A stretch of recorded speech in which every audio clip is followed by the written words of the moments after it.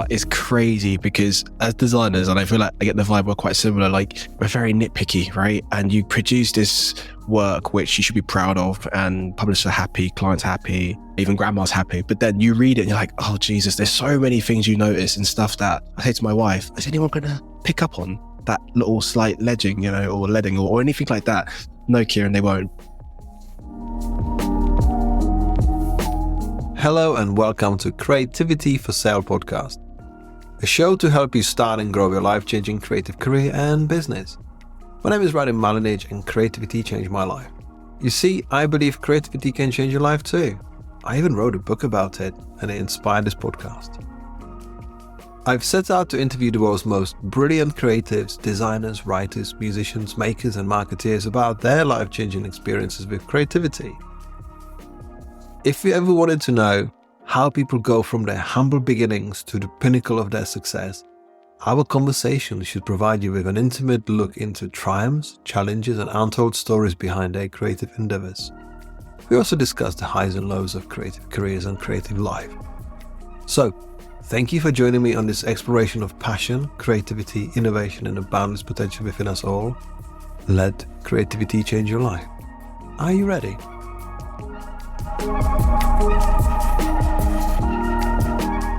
My guest today is a South London-born graphic designer with a keen eye for editorial design. With over a decade worth of creative experience, he has successfully worked across print and digital for many distinguished high-profile clients.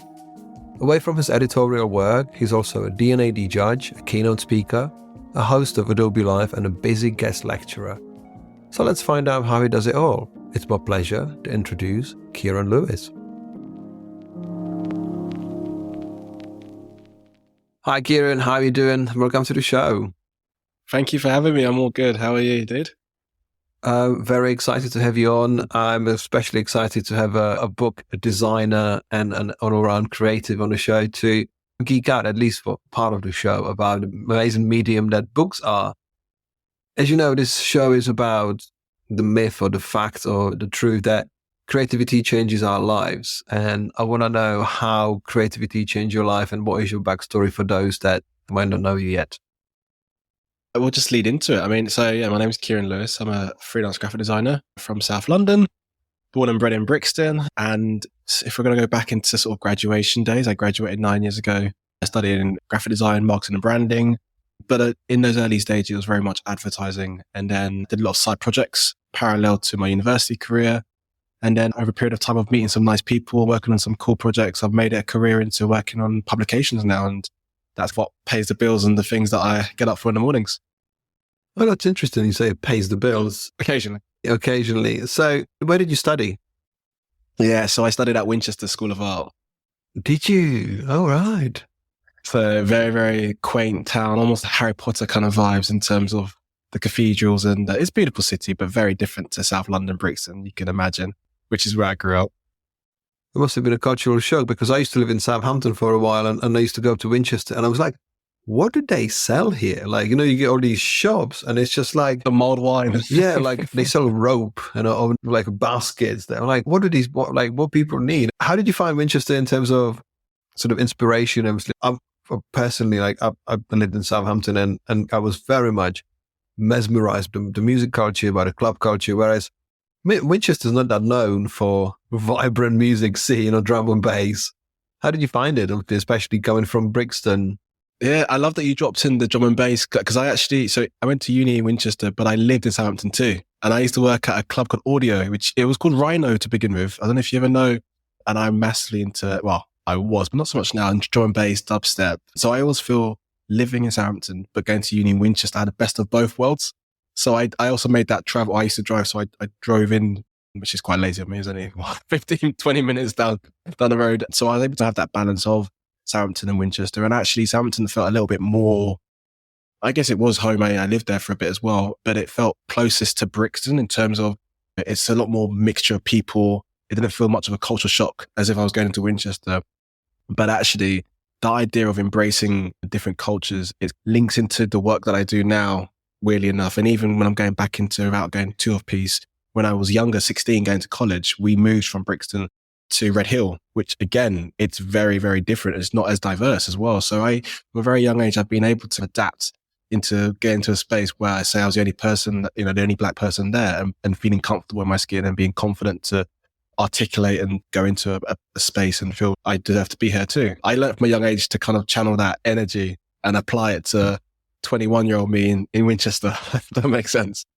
It makes perfect sense. And it's interesting because I think you moved to Southampton when I left 15 years ago. I left Southampton and I've got fond memories. It's just, I think when you think about generally the digital space, especially now, how you see it through the lens of social media and various sort of platforms, design platforms, that it always feels like you don't need to live in the capital city to find the inspiration. It feels like you might be able to turbocharge your career, but it requires so much more work, resistance, sort of stamina in a way, just to say, look, I'm in a big sort of rat race to make things happen. Because the first person that used to live in Southampton on the show, we had James Martin a while ago. And there's always a connection for some reason. Wherever you travel in the world, whatever you do, there's always someone from Southampton or has lived in Southampton or knows someone from Southampton. And yeah, I found the place absolutely astounding because the music scene was vibrant. One of the people that I met in Southampton actually voiced my audiobook that I was through knowing them through Artful Dodger. It's a kind of really interesting small mix, but now we've got people who live in Southampton, manage Maribor State, and it's weird little connections there. Yeah, you never know who you might meet in these pockets, especially, like you said, Southampton didn't feel too different to London in a certain way. I mean, I think there was a lot of people from London kind of being excited about uni, they brought that sort of spirit. And yeah, it's interesting that you had that balance of maybe, but also tranquility in Winchester, because Winchester is just a lot less rowdy and a lot less sort of chaotic. So you graduated, and where did you how do we fill the space between your book work or book design work and the graduation? What did you do in between? Let's take that time machine and go back in time. So when I was at university, I lived with 3 guys, and all 3 of us, including myself, we worked on a publication, which we were doing this separate to our university career. And that publication allowed us to tap into editorial design and talk to different people in different disciplines. And a bit like it was a Tumblr back in the day, where you get people to upload their work. In our case, we're doing it print. So people would send in their submissions and we'll filter that content into print. So I did that alongside uni. And then when I graduated, I actually found myself an advertising job, but I put the magazine, which I worked with my friends, in the portfolio. And I actually put that towards I think it was the second project when they first went into it. So yeah, my uni, obviously my final uni project was the first one because I want to sell it, of course. And then the second one was the magazine. And funny enough, when I had that kind of interview, I feel like I was clearly interested in that during that period. Like, that was the thing that I got up for in the mornings. I really enjoyed it. And I always put that, me getting an opportunity down to the fact that I was generally passionate about wanting to show how much I enjoyed this, how much I enjoyed magazines and editorial. And even though advertising in the place I worked at near Barbican wasn't necessarily all about editorial. In fact, it was all digital. Back then it was Flash. So I ended up getting a job in advertising Flash, which again, I was very fortunate to be in that space, the first world of work opportunity.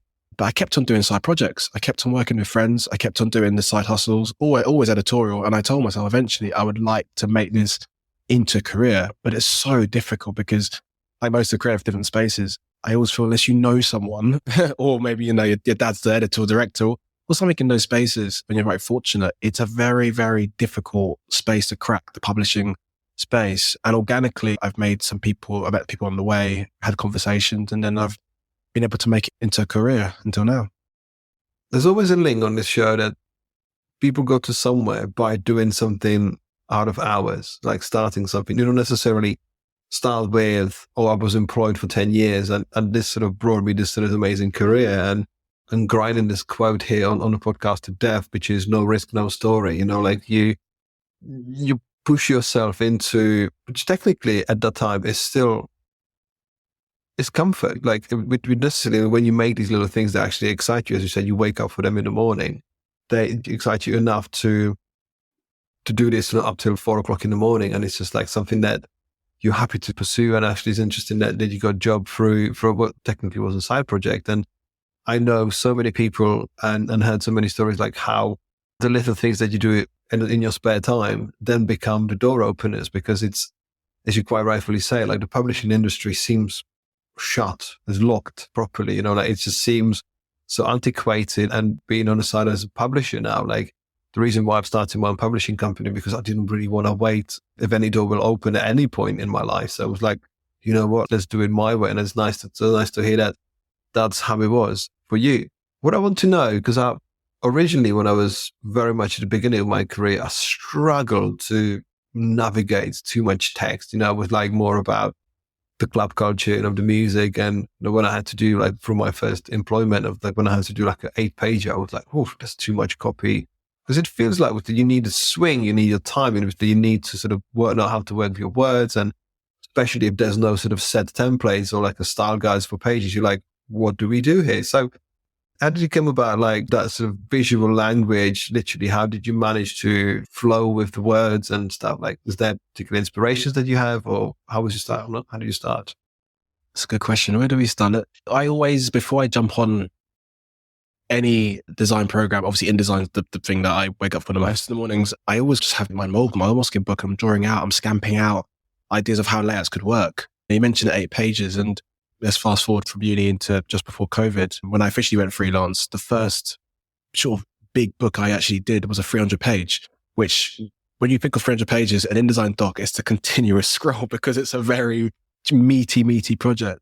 But I guess it was sort of about digestible chunks. I would never look at that and think I need to tackle what's the end product. It's more section, chapter by chapter. And it all started off by me drawing out how things would sit, boxes, lines, all on my scamps, and then translating that across into editorial, into the spreads.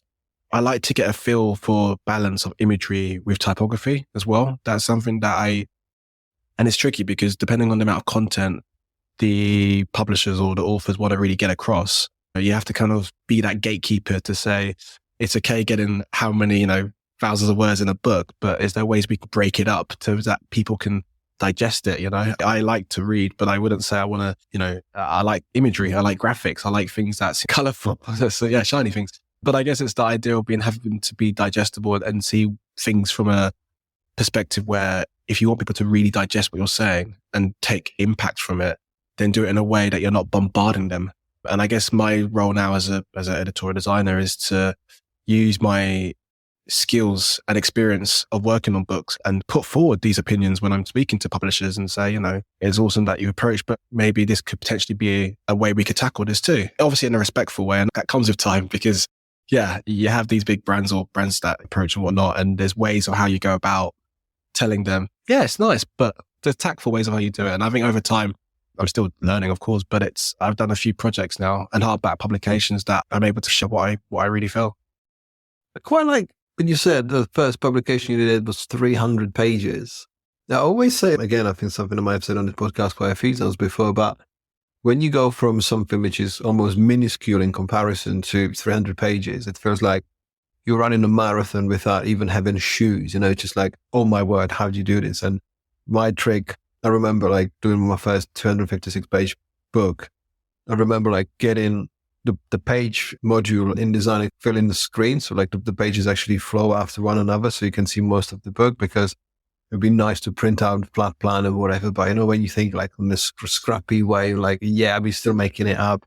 And then going to something which is 64 pages, you're like, that's like flying to Singapore and then flying to Amsterdam, which from London, just like that takes a long time to get to Singapore. Whereas in Amsterdam, in like 45 minutes, not even half an hour.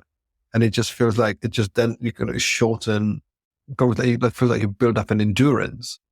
But did it feel at first quite chunky? As you said, it was quite a meaty project. Like, how did you get that sort of stamina, the endurance to actually process it? Because you quite rightfully say you did page by sort of section by section, which is the good thing to do, not the right way to do it. But was there at any point sort of elements of going, oh shit, this is way too much, what am I doing here? That kind of stuff. Was there any of that? I'd be lying if I said no. It's the first that this 300, so Still Breathing 100 Black Voices on Racism, that was HarperCollins, that's a 300-page book. And in that period where I got that project, it was during COVID. So we're all at home. We can't be meeting in person, obviously during lockdown. And my wife, and at the time, Beyonce, we just bought a property. So there was a lot of personal things happening Are you planning weddings? Are you having a book? And I think when you're working from home, which I think most of us was, that line between work and personal just merged. So there was a lot of stressful things happening from various corners of my brain in that period. And to be very honest, the thing that kind of got me through a project of this size was just talking it through with my partner, if I'm honest with you. But we became obviously a husband and wife now, but also even close in terms of friends as well. She's also works in the creative space as well. So that helps. So I'm able to share thoughts. How would you tackle it? She loves reading as well. She reads a lot more than I do, actually, to be fair. So she also has quite a bit of an editorial brain to her as well. And I think that helped to speak things through and think, let's tackle this in a strategic way. And one thing that came to mind was before even the content was not all the content was supplied to me. It was in sections because 100 people that was featured in the book. So each person had to send through content at various times. And it was during COVID. So you can imagine people were sending beautiful high-res imagery and some people were sending almost like Tinder low-res pics. I won't say names, of course, but it was wild. And I think one thing I did was color code. I started to color code things. So what I mean by that is I spoke to the team at HarperCollins and I was like, okay, let's make a system whereby you send me what you have. I'll go through it. If it's good, it's the green. If it's something that I can salvage, a bit of photoshopping, editing to make it sharper, it's an orange. And if it's just, oh my God, this is terrible, it's a red. And it seems really simple, but that worked really well. And for 100 people, section by section, we started to get a real method in place. And that kind of helped me a lot. And then obviously the imagery comes in, the content comes in, and then it feels 300 pages sounds a lot. But then when you start to really digest it, you're like, actually, this is so manageable. And then when the book was going off piece, not too much, but when the book was done, it's surprising when you flick through the pages and you think, I remember every single, obviously I would because I designed it, but when you're designing and you're in the zone for that period of time, it's amazing how quickly you adapt and you draw comfort in knowing every single page, I remember doing this. And it doesn't feel like it's a distant memory because you spend so much time and effort. You mentioned it, you did it in COVID. Was that your only project or do you juggle? Do you do more than one project at a time? During that period, it was I think I had other projects on, but this was definitely the biggest one. So that's a no-brainer. So I had that as well. And also the Adobe connection as well. Adobe reached out for Adobe Live, which I'm sure we'll touch on as well. So to answer your question, I had the Still Breathing book on and a few other smaller ones, but this was the one that really took my attention. And the one that I thought, if I make a real good go at this, it could really open some doors to working more on publication, not just with this publisher, but others as well. So I think I've had a bit of a super say in the moment, like, I'm going to make this work in that period of time. I think the result shows that you definitely made it happen. So I've got two-part questions. So we talked about the publishing industry being quite closed doors, but you managed to get your meaty first proper book project. How did that happen? How did you manage to finally crack that through that ice to be visible? And how long did it take in the end to actually do the book? How did you get them and how did it take? I'll start with the easiest question. So how long it took? It was actually beginning of the year. So it would have been Jan, Feb time. And by near end of May, we were pretty much done. We were sending final proofs, if not everything, to kind of print. So we were in a good place by May, June time. But in terms of how I got the project, and this is where I think it touched on the very beginning about people you know in the spaces. So let's go back to when I was in obviously my full-time jobs. I also volunteered at a platform called TEDx Houston. And there was a person in that team, Nancy Adamora, who's an incredible creative. She worked at HarperCollins, but she also volunteered TEDx as well. So we've worked together on the project for 3 years. And she put my name in the hat as someone who just went freelance and also looking to do editorial. So I think it was a case of, I wouldn't say a risk because obviously Nancy hopefully vouched for me. But then again, it's one thing to put the name forward of the person, but then it's up to the people, the powers that be to think, are we going to be able to trust a person with a publication of this caliber? So a lot of it was a little bit, I'm in the door, but now I've got to prove myself. That makes sense. So yeah, that was my space into it and it helped people. I'm not going to try and pretend like it didn't. And then the rest was kind of history. Because we've done a few books now together, me and HarperCollins, which is nice. And then you start to grow connections with the team and yeah. I think what you said, I think you volunteered. I think it's not necessarily who you know is because you actually put yourself in that space because you say, I'll do this for free. I want to do this for the right cause. And I think that's when the connections are being made rather than hoping that you'll be waving your portfolio outside somewhere and going, it's me, look, I've got InDesign on my computer, which it obviously doesn't work that way because I always believe that people buy not people buy into your soul, and the reason why you do it is because if you go that almost like a working philosophy, which is quite hard to come by at first, because we don't necessarily have working philosophies when we start. If you're like, I want to be in design every day. I want to be in Photoshop every day. I want to be in Figma or whatever. I want to do this because we do it for the craft, for the almost like the physical aspect of this, rather than what can I actually do with my creativity? Who can I talk to? How can I enrich other people's lives, and how I can actually give back, or how can I give away my sort of creativity? I think that's interesting, because I think it's important that you said that you were freelancing. I was already volunteering for TEDx, because that's the first step. It's not necessarily, oh, look, I design books. I want to design books. Can I be part of this? And I found it very many times as sort of the right thing to do first. 100%. And the thing that I don't really touch on that most, which is very important, is the people skills you get when you do a voluntary job. Because I was doing this whilst in full time in an advertising space. And it's one thing you got your craft, you got your skill set, but the people skills, i.e.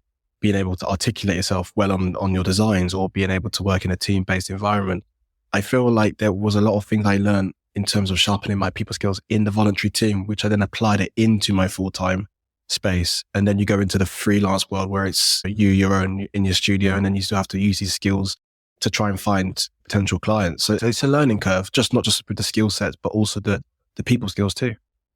Yeah, you got the right point there, because actually you were happy with a segue to what I wanted to talk about, is that you said a few questions before that you help people to improve the visual style. You can make yourself heard and say, look, we can do something that might be even better than this. And I always feel like, yes, you need the people skills, and you need to have either lived a bit or have worked a bit just to make the right choices, because it's so easy to see it work through like the personal lens. Look, this is my name. This is how I see the world. And I think everyone should follow me. And you go like, but you've only been here for 2 minutes. What are you trying to tell us? And I'm like, I've got all the excitement and everything. Listen to me. What have you got?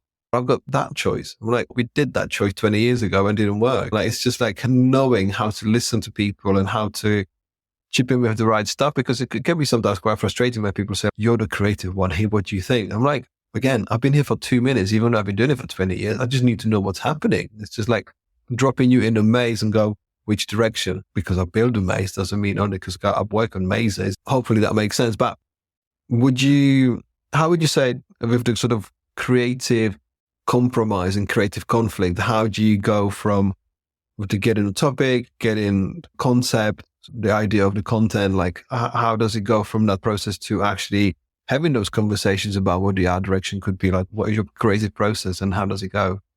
I would say at the very beginning, when the client and I have a conversation, and actually just to put it out there, a lot of my clients now tend to be US based, which means we can't meet for a coffee. We can't grab a bite and talk things through, which is always a tricky one, because like how we're having a conversation now, online, there's a screen blocking. So you can only tell up to a certain point what someone is, the vibe they're getting based on what you're saying and so forth.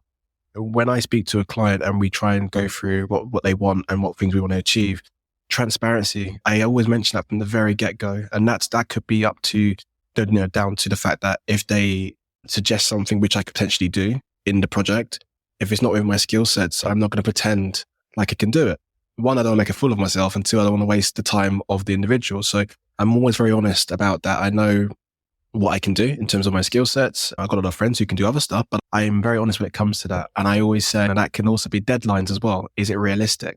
We're going to get this done, but are we doing it in a way, get it done quickly to meet a deadline? Or is it because it needs some time to digest? Can we get more content? Can we get better content? There's all these elements. And I put this out there very early on, which could be, I wouldn't say shooting myself in the foot, but I think I like to say, this is a bit of a weird thing to say, but if you was to line up some of the clients that I've worked with, mainly publishers, and say, oh, what's one thing that ties together everything we do with Kieron? I'd like to think it would be the transparency and the honesty. I think another thing as well is feedback with amends, because that's a tricky one, especially when it's book design, because there's a lot of spinning plates and there's a lot of people that will have loads of different opinions. Again, I will send over my PDF, of course, but I will always say to the client, give yourself a day to digest it, but let's have a call. Let's have a call when you've digested, in opposed to it, you sending me an email and telling me what you think. Let's have that call. If we're in the UK, let's have a chat in person, because I can receive feedback a lot more easier when I hear it directly from yourself rather than a written email, because then I understand what you're saying. And also I'm able to return back with what I think as well, based on what you said. And again, it is that element of trying to make it work. And over time, hopefully it does. I love that you say transparency, because you say what you can do and you say what you can't do, because it's so easy, to say, I'll do everything.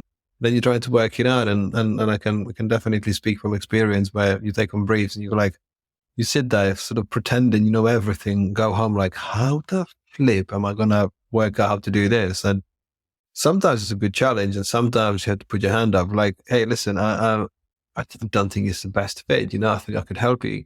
But your transparency, it shows your integrity of how you work as a designer, as a creative, because at this day and age, I think especially given the level of general anxiety and insecurity about how the world is spinning, how the inflation's working, there's a lack of budgets and that kind of stuff. Of course, there's always been work being done, but you have to be in the right place at the right time for it. But so it's, some people, it's actually quite easy to say, I can do this, only to make a hash of it, only to make a bad job of it. So I think that's very honorable, and I absolutely admire and appreciate that. But also as well, just for anyone's listening, and again, you mentioned the idea of everyone wants to do everything because we feel like we have to. Just to give an example of where the transparency worked and it paid off in the future was actually, there was a project which came about publication, and they required more of an illustrator, to be honest, than an actual graphic designer. I'm not an illustrator, so I won't claim to be. But the beauty of being a freelancer is that a lot of people in the creative space and freelancers. So I put forward an illustrator and they end up getting the role. But it was a case of, because I was able to be of use to them and still put forward someone, we've still done work together. And it was, rather than me saying, sorry, can't do it, find someone else, you're still of value. That sounds horrible to say value, but you know what I mean? You can still help out. And I think that sometimes there's a good thing to be transparent. Of course there is, but there's also the idea of people knowing they can trust what you're saying, and it's of value too. It does pay off. Yeah, I mean, you can say the value equals service. It's just like how it can be useful, because being an enabler of collaborations, you never know. I think there's something really exciting about putting friends and people that into roles, because you can't do them, and that you want them to be busy and happy and working. So I think that always pays back. What I want to talk about next was that you mentioned feedback, and I wanted to know what sort of collaborative tools you use, because you say you send off a PDF and then give them a few days to digest and reflect, which is obviously I think a godsend, because there's nothing worse being in a boardroom showing something and then just watch the instant hateful for the most innate things yellow, really? Or just, if there's anything anyone who is especially a beginner of their creative career, avoids the reveal, then no one knows what they're expecting. Because I've been using Loom, the platform or the plugin, for videos for anyone, for briefs, for team, for feedback. And I record a Loom, I'll attach it to the PDF and here it is. Let's speak to me in a week. Send it to everyone. Send it to your mom, send it to your nan, send it to your cat and your rabbit, whatever. And let's get that feedback, because as you know, that dance of creativity, sometimes you have the idea first strike and you have it because you worked on it. It was I don't know if your creative process goes through, and we can talk about it. It goes through stages of, we don't make something until we know what really we want to make. We don't necessarily sort of try ideas and see if A or B it works better. But with the video stuff, it helps to give people time to actually say, you know what, does it actually fit every space? Do we validate it? I said, as you said, with something as meaty as a 300-page booklet, a book, which is 150 spreads. What tools do you use to actually make the workflow really good? Do you use the InDesign feature or do you use Notes, or how do you guys do it? Yeah, Notes is always it's interesting, the different publishers that I work with. And of course I love them all. Got a disclaimer, but they're all very different and they all have their own different ways of working, which is an obvious one, but they really do. And you mentioned the Notes feature in InDesign, which I use quite often as well. And even Acrobat PDF when we do notes as well. If we're going to go back even earlier stages of design and a visual mood board, rather than just collating a few examples of potential inspiration for spreads or covers, rather than just plop in the imagery and then send it off, I also annotate the images that I find, not all of them. If there's, say, I don't know, 9, maybe 12 on a page, maybe 4 that I think are noticeable, I will actually put a note on PDF Acrobat and they can click into that and actually they'll see the various 12 that I've picked out, but then these particular 4 ones that I think we really could really could work with. So yeah, those are quite good features that I use. And in terms of video calls, obviously, I'll be using my Zoom quite often as much as we can. But the thing that I want to use more often, and maybe this is my Adobe hat now being plugged on, is on Adobe Express, where you can, I think it's when you send off a piece of work, and I'm not talking now just editorial, maybe it could be a poster design, for example, of a type of branding that I do for other clients. The thing that a client sometimes tend to always want is social media graphics or assets that they can then take on themselves and apply, which makes sense. On Adobe Express, you have platforms where you create it and they're able to edit it without moving or destroying or demolishing the design and its fruition. But I think that's quite cool. It's just a case of maybe is the client willing to want to know about that or learn about that? Because it can be tough to say, oh, there's this great tool. And obviously there's loads of great tools out there, but just using one in particular, like the Express, where I know how to use it, you probably know how to use it, but other people on the other end who's not necessarily a creative, if they took a bit of time to understand just the basics, then actually they would know that down the line they could do some more to help out. So there's always that element as well. And we're a stubborn breed. I'm very stubborn as well. My wife will tell you that. So I guess it is, we're stuck in our ways. And if it works, we don't go down our path. But there's other ways we can explore, to maybe make things more streamlined. Definitely on the part of the stubbornness. But I think the stubbornness becomes less in the supply. Like the older you get, from personal experience, you want to fight every fire, when you're younger, and then you go, actually, what am I here for? I want to actually make this for what it should be rather than what I think it is to be. I think you try to sort of, you want to change the world in a different way rather than from your own perspective, as I said earlier, from your own perspective. Like, actually, what do we want to do rather than that? No, you mentioned as well, going back, I think you mentioned about staying up until 4 a.m. doing some work. And I remember those days of staying up at 4 a.m. hashing out, my final major projects. And yeah, now that I'm a new dad recently, there's no way I'm staying up until 4 a.m. unless I really have to. Physically just cannot do it. So yeah, when you're young, you have a bit more energy to really make those projects work. Yeah, I think with the creativity, we think then that the stubbornness and the time that we've got for creativity is and so plentiful. But as a new parent, I'm a double parent, if I can say that way. Double, no? And to have a creative time or to have time to do even things like this, it always has to be done when the kids are at school or they're asleep, because life changes. And you can sometimes think like, you know what? I used to cherish those 16 hours days. I was like, this was the best thing in the world. But now I'm logged in dishwasher. I'm doing school runs and running around like you're doing things. You're like, as that quote says, that the only people that will remember that you worked late in 20 years will be your kids. Like literally, there is no price for working for every hour, because the longer you do it, you should be smart with this. You should have processes in place, collaborators in place, because at the beginning of our careers, it's so easy to say, you know what, this project requires 12 different steps. I can do 11 of those easy. I can do them. It's all just about a software using it in a different way. And you teach yourself and you be more around it. And you give yourself that sort of that knowledge of, oh, this is how the creative process works. I can put it all together. But to do those 12 steps forever, or 11 steps out of 12, it's kind of foolish, because unless you really want to do that thing and it pays you so well that you can focus on this, you're going to burn out time-wise. That's why I wanted to know how long your book projects take and like how you do it, because it's so easy to overload yourself and it's so easy to take on stuff. So yeah, it's quite beneficial just to have a few hours and go, I'm going to make most out of it. 100%. Do you know, everything you said straight away, like the one word that came to mind is perspective as well.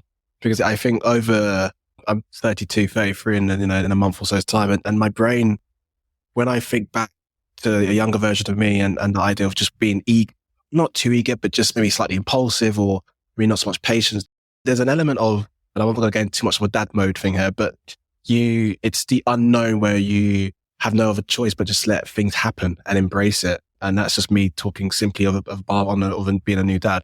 And I think now there's a better sense of perspective of, is this necessary? At first, it always has to be necessary, but now it's just, is it really though? So yeah, I really question myself, I think, more on that. And I think that's probably the best, strongest life lesson I've got, maybe even being a dad now, that you've obviously mentioned you have too. So I'm learning from you, but yeah, early days for me. My wife, of course, did aqua gliding. When you're driving on black ice, you just have to accept it. And kids are beautiful. I love my children so much, and they can be personalities. I've got a girl who's nearly 8 and my boy's 4, he's a pre-Christmas baby. And I don't remember having that much of a vocal personality when I was young, but you do now. obviously we have invented emotional intelligence since I was born and since you've been born. And I said, I'm making it joking that obviously we are more aware of what the little people around us need, how to listen to them better, how to accept how they feel. And I always said in one of my talks, and actually in my second book, I said that creative work is like dealing with a toddler. What do you want? I don't know. When do you want it? Yesterday. I want it now. I wanted this. This is what you want. Yeah, this is what you get. No, I don't want that. Oh, really? What you said to me? No, I never said that. And just like, that's like dealing with clients. What do you want? Something? Okay, here's something. I don't want something. And it reminds me of that sketch by, I wish I know her name. She talks about her toddler, female comedian talks about her toddler son. And she said that after a relentless argument with her 3-year-old boy, she says, you can have whatever you want. And he screamed back at her, I don't know. No, I don't want whatever I want. And it's just, once you start aqua gliding, once you start thinking about, you know what, let's step back and let's listen to the situation. Because again, we are pre-programmed wanting to have the reality to be in a certain way, like we've seen from our parents, like we had to conform to certain sort of expectations and, we have to be somewhere somehow. Like we didn't make our own decisions as much as we should have done. And we were told that we should be jumping somehow, somewhere. That's why sort of creative careers are still considered, oh, you want to do that? That's a scary one. Do you want to be a lawyer? Do you want to be a dentist or whatever? And you kind of feel like lots of people do it. Why can't I? I love that you mentioned lawyer because my dad's my family are all very law orientated. So my dad's a lawyer, mum's a solicitor. So probation work, I should say, get us too mixed up. So yeah, and obviously I'm a graphic designer, so slightly off piece. But yeah, there is, and without going way too off piece, that even from a cultural perspective as well, there's elements. I'm born in England, but my family are split Jamaican and Nigerian. And there's also elements from growing up in terms of what careers you should be doing or careers that would pay the best or ones that are more realistic. And I think, without, again, keeping it very short here, but there's something quite nice about when it's a book that I make, I can physically, something tangible, I can physically show my parents or my grandparents. They might not fully get what I do, but when I show them a book and they like it and I say, oh, grandma actually made that, plants a seed in their head and think, oh, this is, okay, actually, he's not bad at his job. He can actually make, and I think that's enough to sell it, even at 32, just about to say, I've got a proper job, grandma. Yeah. Yeah. When you think about it, from when you are 20 years older, this will feel almost, and I've said it kindly, it almost feels absurd because there's so many people with such random jobs now that their careers, we've got basically the influencers plug in some skincare or whatever, and they make money out of this. I feel like we've just opened this Pandora box of anything that can be anything. And when you talk about grandparents, I remember my grand was like, when I was 14 and I needed money for some instruments, she was like, can you read music? I'm like, no, because I want to play death metal, just basically as much noise. She's like, once you can read the music, I'll help you and buy an instrument. I'm like, that makes sense. But that's how you don't start careers and fires by conforming to the process. It's good to have a sort of stop check and go, okay, I want to make books. I'll be making zines. How do you actually make a book? How do you learn about it? Because once you learn the mechanics of like, okay, there's a certain amount of words on the page, which because a certain type size, which because certain rules to respect. There's certain things we can break, certain things that we can actually reinvent and make things more interesting, because we live in an amazing time where the books are still selling more and more year over year. It's quite nice that when you put yourself out there into the medium and try to sort of surprise people and make them feel something, it just pays back. It's amazing that I can talk to you about like, how do you do it and how do you see it? Because if you don't put your soul in it, then it would be just black and white paper bag till one day we stop. So I want to talk about some of your books that have been very prominent. And I think it was remind me of the title. It was the Brownies book.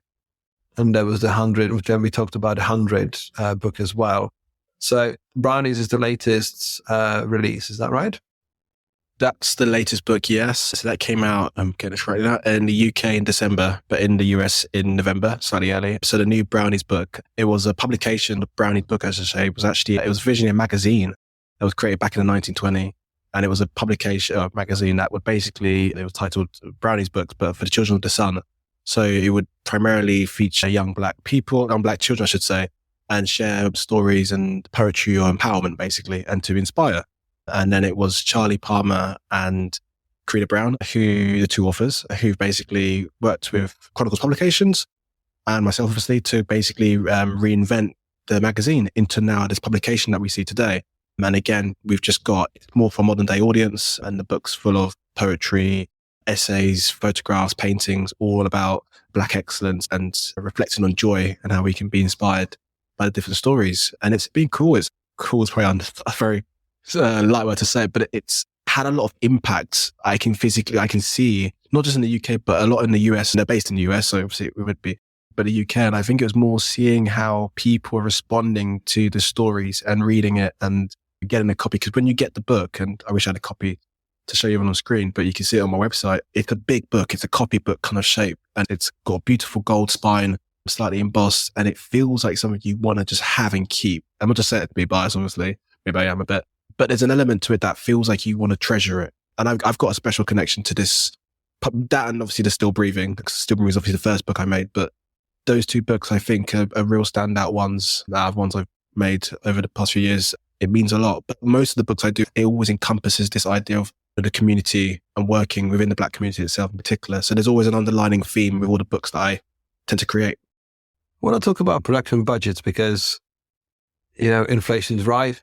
Production is getting more expensive. Paper's getting more expensive year on year. Sometimes it goes up and down, and we never know. We might know what budget you might be left with and what you can do. But when it comes to these publishers, you mentioned the production values of the big coffee table book is, as you said, it's an object that you wish you have, that you wish everyone had in their house. And over the years, our parents have collected amazing coffee table books. So in terms of the production, is there a set size, set format? Like how much can you work with and how much can you influence? Because you said obviously sometimes you got sort of steer and voice in the production, but books are expensive unless they're printed in China, even though if you make a coffee table book, that's still expensive. So how does this come about, especially from the production perspective? There's a real tactfulness that's needed. I love watching The Apprentice. And then I'll tell you why, just because I think it's that element of, it's not a little bit like that, but I think there is an element of understanding what the budget is, what is possible in that budget, but also how can we get the best deliverable possible? And there's ways of how you would go about it. So in this case, for example, the Brownies book, I worked with a wonderful editor on the team, Alison, and basically she was my main point of contact. And we started doing the spreads. We had these ideas for covers, and we knew the size already, of course, because I've designed my own design to that spread, to that size, but we didn't know what the cover would be. We didn't know what materials we might use. And I had opportunity to really share thought on what I feel we could do for the cover to make it as impactful as possible. So that was a good example of having a bit more influence, being able to do it. And it's Still Breathing, going back to that one. Again, more influence, more of a chance to get involved than anticipated, actually, because again, with publishers, they can be a little bit more reserved. They know what they're working with. They know what sells, because that's also very important for them, what sells as well in shops.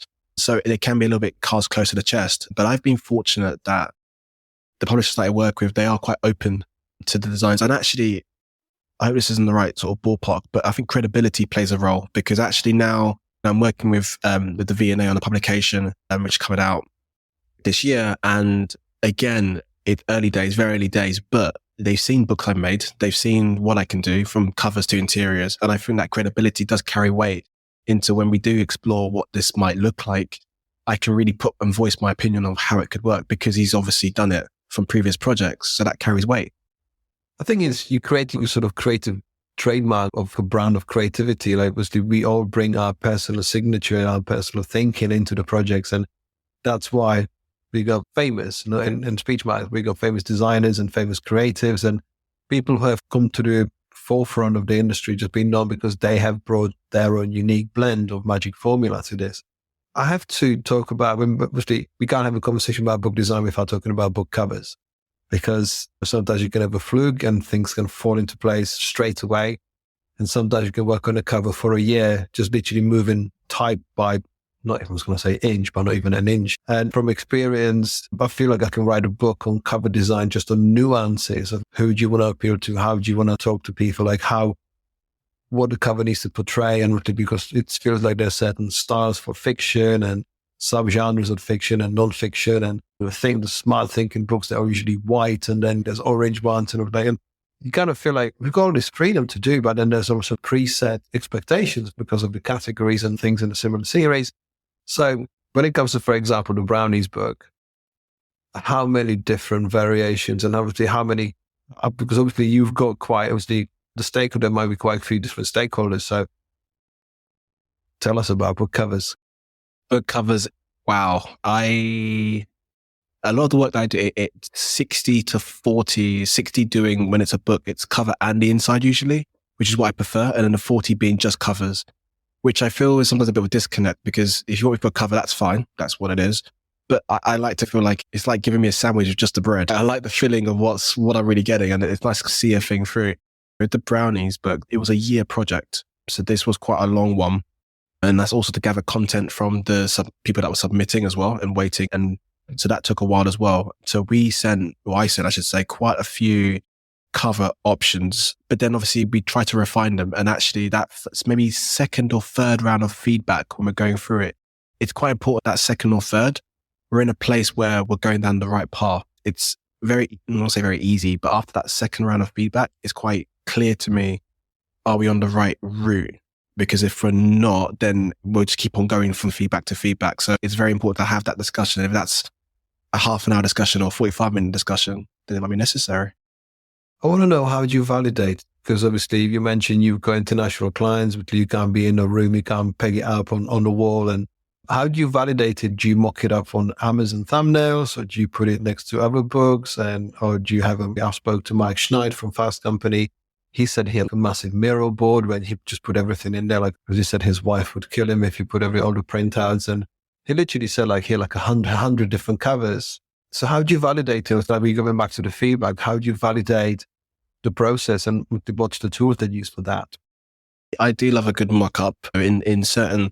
It's tricky because when it's the very early stages, it's as simple as creating two horizontal lines on InDesign, and then actually placing 5 or 6 books on top of the line. So it feels like bookshelves basically. So you can see the books, the thumbnails of the books on top of the black line. So it feels like it's a bookshelf. And then we're in a more, say, down to our final 3, potentially, then we mock them up in an actual casing via Photoshop in a book, whether it's a hardback. So they see the spine, they see it in context. That really does sell it sometimes to the client, I find, because they can see it in context, they see it in situ. But one thing to really flag, which is super important, and this is something I've learned over time with book covers, is that I could be designing using the nicest color palettes and whatnot, but the legibility and accessibility are super important when it comes to books. So that's something from very early on. I have to limit myself to know, okay, this looks great in orange with black text and it is legible to me, but to someone else who struggles with seeing things, it might not work. So there's elements that we have to factor that in. And again, usually a lot of publishers tend to have their guidelines and rules of how they would work with that too. Very insightful. I like it. It's interesting that you say you actually have quite a restriction to go into Photoshop mockups only when you got the last 3, because I found, especially from mockups, that you can validate things in faux situ quite quickly, because I would throw anything I've got. Okay, this is an idea. Let's put it on the book, the mockup straight away, just to see, because you reveal so much of mechanics that you might need to fix straight away. And obviously legibility is such an important thing. I know it very too well, because one of my last 2 books didn't come out the color wise as it should be. So the contrast between text wasn't exactly right. So I want to talk, before we wrap this up, I want to talk about the inevitable mistakes, the inevitable things that happen in production, because I've printed and sold more than 75,000 books, and the number of tiny minuscule mistakes that happen, and you try to simplify the process. You work with very established printers and suppliers. Things happen, and if you can, do you have any sort of stories that you wish you didn't have? Do you know what? It's crazy, because as designers, and I feel like I get the vibe, we're quite similar. We're very nitpicky, right? And you produce this work which you should be proud of, and publishers are happy, clients happy, even grandma's happy. But then you read it and you're like, oh Jesus, there's so many things you notice and stuff that I say to my wife, is anyone going to pick up on that little slight ledging or leading or anything like that? No, Kieron, they won't. But I guess it's the hunger that we want as designers to try and strive to, there's no such thing as perfection, of course not, but to the best that we can deliver. Any stories that do you know what? There was one. And I feel like now I'm brave enough to share this one, actually. With the Still Breathing book, there was, again, copies proofread by many people. There's an audio version of it. And we got a name wrong of one of the people who were featured, which is big because it's your name, right? And the person that probably pick up on it is the person whose name was wrong. Yeah, to be fair, they were quite nice about it. And yeah, with anyone who's seen the book, you would know I've done massive typographic spreads for it. So luckily for me, the massive typographic spreads, there wasn't like an A missing in that because that would be horrible. But it's more within the body copy itself. The name was wrong. I think more than once actually in that paragraph. It's elements like that. And when I read the book, I see now the E was missing all the time I open that page, but no one else is going to, like I said, this is your name. But these things happen. They slip through the cracks. You got to try and limit the amount of things that can happen. So yeah. There seems to be some sort of rule of design that you can be staring at it on your screen forever, ever. And then you print it and you're like, of course there's a mistake. Of course, like, how did that make it happen? But I think from experience, like, you give yourself a lot more time as you've got bigger teams to work on this stuff. And it's with proofreaders, what I found that they still don't see stuff. It's just like, you're a proofreader. Get it right. Sorry. And also don't be afraid to flag, because there's a moment where you feel like you're being too much of a not a nuisance, and I think that's good, because that, not good, there's a fine line, but the way I see it is that both yourself and the client want to get to the best deliverable possible. And you would rather hash it out, refine the head out of it, go back and forth, then when it's printed and it's sold by how many copies, and then someone else picks it up and then someone puts it on Twitter and says, oh, look what I, do you know what I mean? That you open up the world to criticism. So there's elements of it. And yeah, within time you refine it and you get better relationships and you feel more confident with challenging. So it's all part of the beautiful process. I've got a dirty secret that one of my first books been reprinted 6 times and it's 6 different copies, 6 different versions. Like, dirty secret. I mean, that makes every version more valuable and more edition wise. But I can now see, like, when people share the book on social, like, I can recognize the covers. I put little Easter eggs for myself, knowing there's there's there's more dots on the spine. There's like the cover's different sometimes. Like I've introduced something. So I know when people share it, it was like, yeah, that's the good version. Enjoyed that one. That's a good one. When people have the very first version, it was like, that's a unique one. It's littered with mistakes and nonsense. Like, not nonsense, but like nonsensical mistakes. You're like, I'm a graphic designer. Of course, we're going to put type across the spine. No, don't do that, because that's the rookie mistake of every designer. Goes, you're going to put type across the spine, and we can have people like Vince Frost, Gutter. Yeah, like we have Vince Frost to all of the other famous designers who've once, you made that mistake only once, you know. I've learned the hard way too. Yeah, I think you make it once, and if you make it more than a few times, just try and get better at covering it. That sounds terrible. That sounds like I'm trying to be this. Do you know what I mean? We're only human, right? But like you said, the idea of putting the unique spin on it, there's ways of how you could do it, and we're only human. It's the norm. I think I've known someone who used to work for Taschen, and he said, look, we make mistakes all the time too. It just doesn't matter who you work for, because one of the latest editors I worked with, I was quite not displeased to see my sort of final copy would still be not given to me after 2 proofreads with a mistake. I'm like, she says, look, it all happens. You know, no one can make it perfect. We had a book, we had 4 people proofread and there were still mistakes in there. Stuff happens and you kind of accept it, because as a designer, you make mistake. As a writer, you make mistake. As a proofreader, you make a mistake. Printer makes mistake. If the press miner doesn't put the right level of sign into things, like things come out. There's so many factors. And when you see, when you talk about like the final result, when your grandma sees the final result, she'll be like, good amount of layer of cyan in this image, because she can see the split in the blue channel. You know, there's too much yellow in the blue. Kieron, I think we could talk about this forever. This is really good. Obviously, it's close to my heart. It's close to your heart, which, you know, you beautifully show. And I'm just truly excited because I feel like you've got your own sort of universe of book design that's not occupied from, I don't know, by anybody else. You know, what you're creating was with the audience you're creating it for. It seems like you're beautifully connected to the courses and the topics, and it only shows. So I'm truly excited to see what happens next and what you do next. And obviously everyone should look out for your V&A book and potentially pick up the Brownies book and stuff and give you a follow, because yeah, we haven't even talked about Adobe, we haven't talked about other things, but I think we've covered practicalities about how book design can make you feel the happiest person in the world or make you want to lose all your hair, really, because it can be really hard. So thank you for your time. And is there anything in the future you got planned, what you're planning to do and what's going to happen with your work? What do I plan to do? Do you know, if you asked me this question a year ago, I probably have quite a few things. Like I said, I'm recently a dad, so I try not to think too far ahead into the future because I have no idea what's going to happen tonight.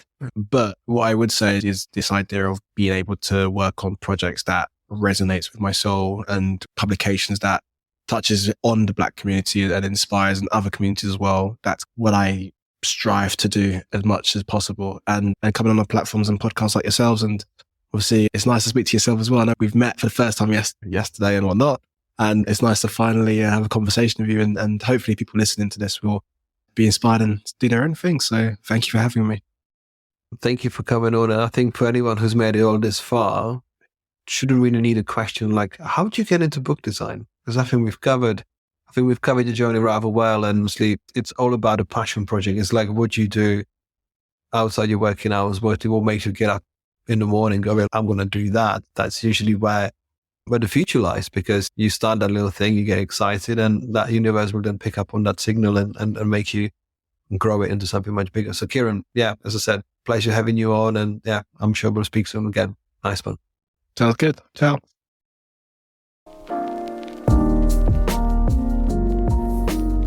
Thank you for listening to this episode of Creativity for Sale podcast. The show was produced and presented by me, Radim Marnic.